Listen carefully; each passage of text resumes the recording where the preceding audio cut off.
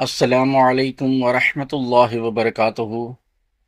ملفوظات حضرت مسیح موعود علیہ الصلاۃ والسلام، جلد اول صفحہ نمبر 72 سے شروع کر رہے ہیں۔ کل جہاں سے مضمون چھوٹا تھا اس سے آگے ہم آج پڑھ رہے ہیں۔ بسم اللہ الرحمن الرحیم، نحمدہ ونصلی علی رسولہ الکریم۔ اول، صحت۔ اگر کوئی شخص ایسا ضعیف ہو کہ چارپائی سے اٹھ نہ سکے، وہ صوم و صلات کا کیا پابند ہو سکتا ہے؟ اسی طرح پر حج، زکوٰۃ وغیرہ بہت سے ضروری امور کی بجا آوری سے قاصر رہے گا۔ اب دیکھنا چاہیے کہ گورنمنٹ کی توفیل سے ہم کو صحت جسمانی کے بحال رکھنے کے لیے کس قدر سامان ملے ہیں۔ ہر بڑے شہر اور قصبہ میں کوئی نہ کوئی ہسپتال ضرور ہے جہاں مریضوں کا علاج نہایت دل سوزی اور ہمدردی سے کیا جاتا ہے، اور دوا، غذا وغیرہ مفت دی جاتی ہیں۔ بعض بیماروں کو ہسپتال میں رکھ کر ایسے طور پر ان کی نگہداشت اور غور و پرداخت کی جاتی ہے کہ کوئی اپنے گھر میں بھی ایسی آسانی اور سہولیت اور آرام کے ساتھ علاج نہیں کر سکتا۔ حفظان صحت کا ایک الگ محکمہ بنا رکھا ہے جس پر کروڑہ روپیہ سالانہ خرچ ہوتا ہے۔ قصبات اور شہروں کی صفائی کے بڑے بڑے سامان بہم پہنچائے ہیں۔ گندے پانی اور مواد ردیہ مضر صحت کے دفع کرنے کے لیے الگ انتظام ہے۔ پھر ہر قسم کی سریع الاثر ادویہ تیار کر کے بہت کم قیمت پر مہیا کی جاتی ہیں، یہاں تک کہ ہر ایک آدمی چند دوائیں اپنے گھر میں رکھ کر بوقت ضرورت علاج کر سکتا ہے۔ بڑے بڑے میڈیکل کالج جاری کر کے طبی تعلیم کو کثرت سے پھیلایا، یہاں تک کہ دیہات میں بھی ڈاکٹر ملتے ہیں۔ بعض خطرناک امراض، چیچک، ہیضہ، طاعون وغیرہ کے دفعیہ کے لیے الگ محکمے ہیں۔ جو ابھی طاعون کے متعلق جس قدر کارروائی گورنمنٹ کی طرف سے عمل میں آئی ہے وہ بہت ہی کچھ شکر گزاری کے قابل ہے۔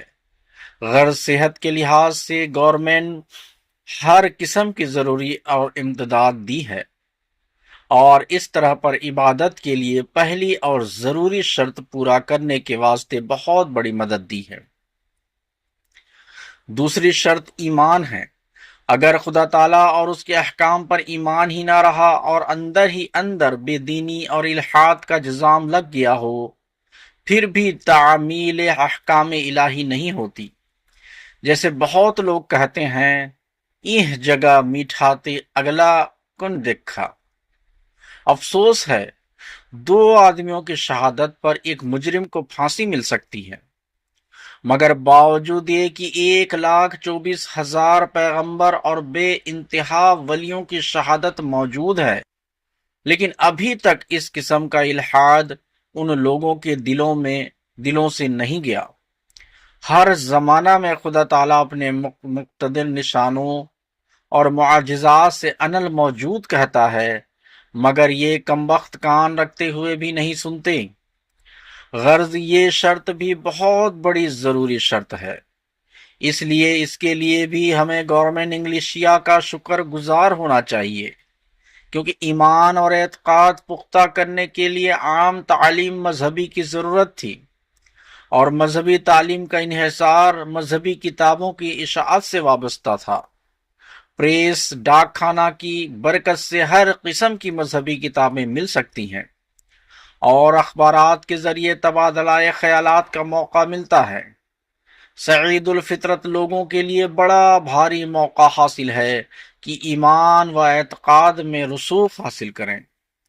ان باتوں کے علاوہ جو ضروری اور اشد ضروری بات ایمان کے رسوخ کے لیے ہے وہ خدا تعالیٰ کے نشانات ہیں جو اس شخص کے ہاتھ پر سرزد ہوتے ہیں جو خدا کی طرف سے مامور ہو کر آتا ہے اور اپنے طرز عمل سے گمشدہ صداقتوں اور معرفتوں کو زندہ کرتا ہے۔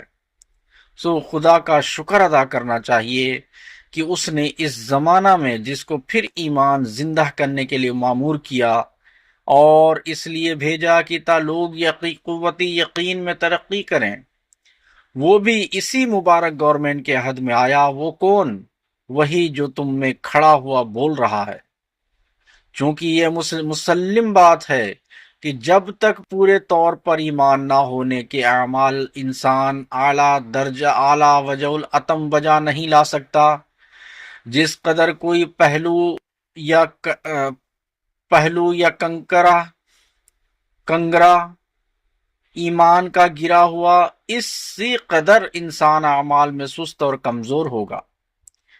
اس بنا پر ولی وہ کہلاتا ہے جس کا ہر پہلو سالم ہو اور وہ کسی پہلو سے کمزور نہ ہو۔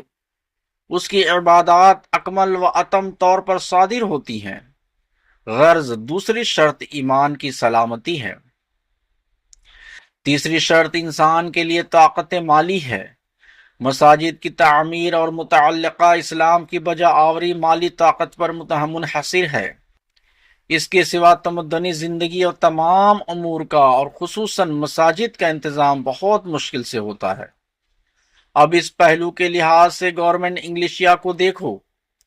گورنمنٹ نے ہر قسم کی تجارت کو ترقی دی، تعلیم پھیلا کر ملک کے باشندوں کو نوکریاں دیں اور بڑے بڑے عہدے دینے، سفر کے وسائل بہم پہنچا کر دوسرے ملکوں میں جا کر روپیہ کمانے میں مدد دی۔ چنانچہ ڈاکٹر، بلیڈر، عدالتوں کے عہدیدار، سر رشتہ تعلیم وغیرہ بہت سے ذریعوں سے لوگ معقول روپیہ کماتے ہیں، اور تجارت کرنے والے سودا اگر قسم قسم کے تجارتی مال ولایت اور دور دراز ملکوں افریقہ اور آسٹریلیا وغیرہ میں جا کر مالا مال ہوا کراتے ہیں۔ غرض روزگار عام کر دیا اور روپیہ کمانے کے بہت سے ذرائع پیدا کر دیے۔ چوتھی شرط امن ہے۔ یہ امن کی شرط انسان کے اپنے اختیار میں نہیں ہے۔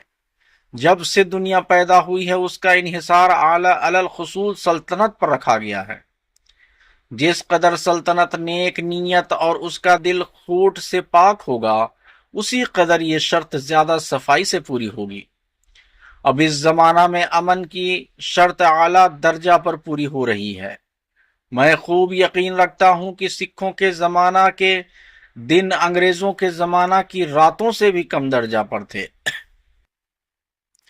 یہاں سے قریب ہی بوٹر ایک گاؤں ہے۔ وہاں اگر کوئی عورت جایا کرتی تھی تو رو رو کر جایا کرتی تھی کہ خدا جانے پھر واپس آنا ہوگا یا نہیں۔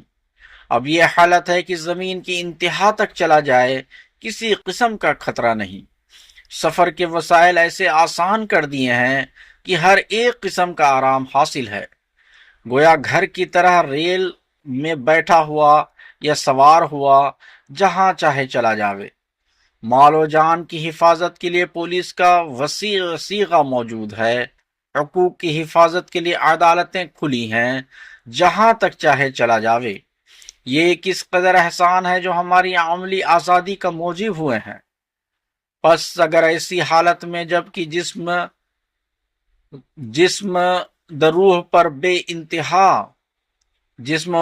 بے انتہا احسان ہو رہے ہیں، ہم میں صلح کاری اور شکر گزاری کا مادہ پیدا نہیں ہوتا تو تعجب کی بات ہے۔ جو مخلوق کا شکر نہیں کرتا وہ خدا تعالیٰ کا بھی شکر ادا نہیں کر سکتا۔ وجہ کیا ہے؟ اس لیے کہ وہ مخلوق بھی تو خدا ہی کا فرستادہ ہوتی ہے اور خدا ہی کے ارادہ کے تحت میں چلتی ہے۔ الغرض یہ سب امور جو میں نے اوپر بیان کیے ہیں، یہ ایک نیک دل انسان کو مجبور کر دیتے ہیں کہ وہ ایسے محسن کا شکر گزار ہو۔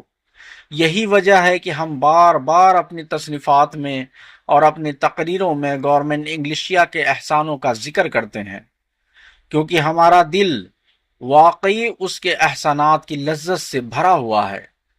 احسان فراموش نادان اپنی منافقانہ فطرتوں پر قیاس کر کے ہمارے اس طریقے عمل کو جو صدق و اخلاص سے پیدا ہوتا ہے، جھوٹی خوشامد پر حمل کرتے ہیں۔ اب میں پھر اصل بات کی طرف عود کر کے بتلانا چاہتا ہوں کہ پہلے اس سورہ میں خدا تعالیٰ نے رب الناس، پھر ملک الناس، آخر میں الہ الناس فرمایا، جو اصلی مقصود و مطلوب انسان کا ہے۔ الہ کہتے ہیں معبود، اور مقصود مطلوب کو لا الہ الا اللہ کے معنی یہی ہیں کہ لا معبود لی ولا مقصود لی ولا مطلوب لی الا اللہ۔ یہی سچی توحید ہے کہ ہر مدح و ستائش کا مستحق اللہ تعالی ہی کو ٹھہرایا جاوے۔ پھر فرمایا من شر الوسواس الخناس، یعنی وسوسہ ڈالنے والے خناس کے شر سے پناہ مانگو۔ خناس عربی میں سانپ کو کہتے ہیں، جسے عبرانی میں نحاش کہتے ہیں، اس لیے کہ اس نے پہلے بھی بدی کی تھی۔ یہاں ابلیس یا شیطان نہیں فرمایا، تاکہ انسان کو اپنی ابتلا یاد آوے کہ کس طرح شیطان نے ان کے والدین کو دھوکہ دیا تھا۔ اس وقت اس کا نام خناس ہی رکھا تھا۔ یہ ترتیب خدا نے اس لیے اختیار فرمائی ہے تاکہ انسان کو پہلے واقعات پر آگاہ کرے کہ جس طرح شیطان نے خدا کی طاقت سے انسان کو فریب دے کر روگردان کیا، ویسے ہی وہ کسی وقت وقت کی اطاعت سے بھی عاصی اور روگردان نہ کرا دے۔ یوں انسان ہر وقت اپنے نفس کے ارادوں اور منصوبوں کی جانچ پڑتال کرتا رہے کہ مجھ میں ملک وقت کی اطاعت کس قدر ہے، اور کوشش کرتا ہے اور خدا تعالیٰ سے دعا مانگتا ہے کہ کسی مغل سے شیطان اس میں داخل نہ ہو جائے۔ اب اس سورہ میں جو اطاعت کا حکم ہے وہ خدا تعالیٰ کی اطاعت کا حکم ہے، کیونکہ اصل اطاعت اسی کی ہے، مگر والدین، مرشد، ہادی و بادشاہ وقت کی اطاعت کا بھی حکم ہے، کیونکہ ان کی اطاعت کا بھی حکم خدا ہی نے دیا ہے۔ اور اطاعت کا فائدہ یہ ہوگا کہ خناس کے قابو سے بچ جاؤ گے۔ پس پناہ مانگو کہ خناس کی وسوسہ اندازی کے شر سے محفوظ رہو، کیونکہ مومن ایک ہی سوراخ سے 2 مرتبہ نہیں کاٹا جاتا۔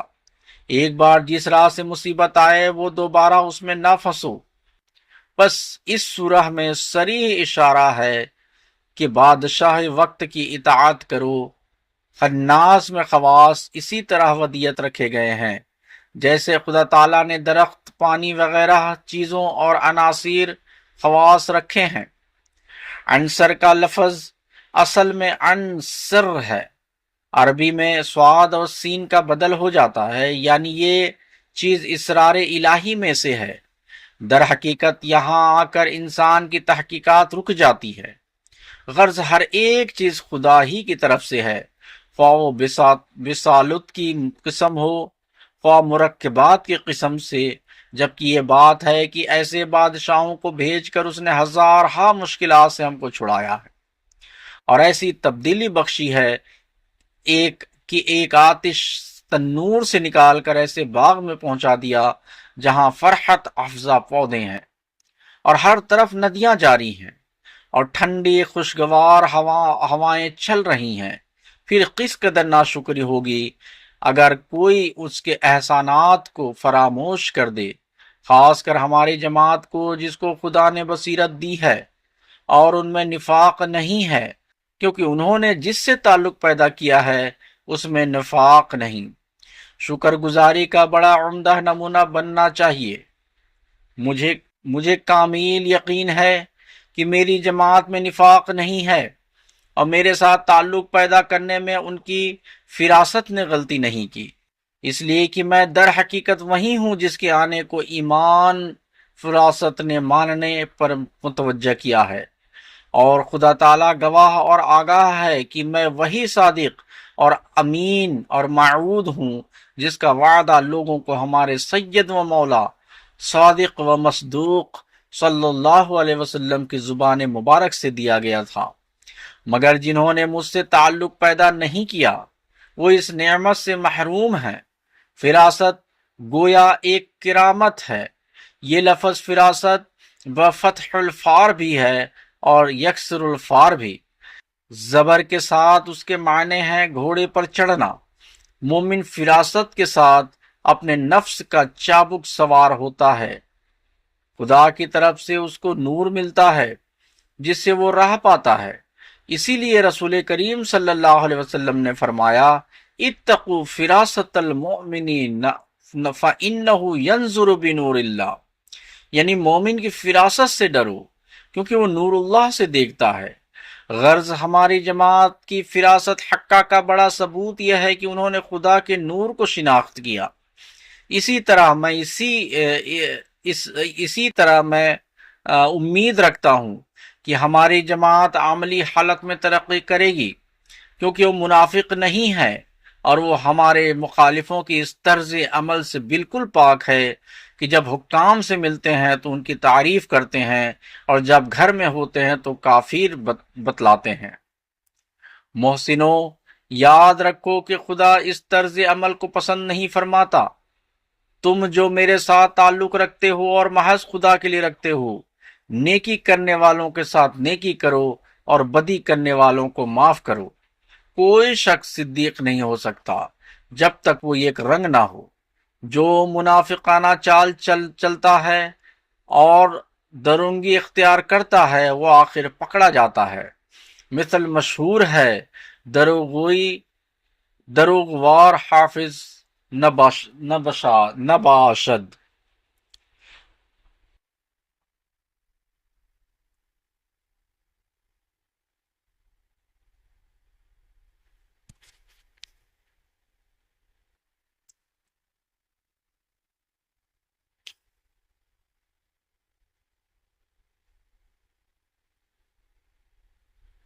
مثل مشہور ہے دروغوار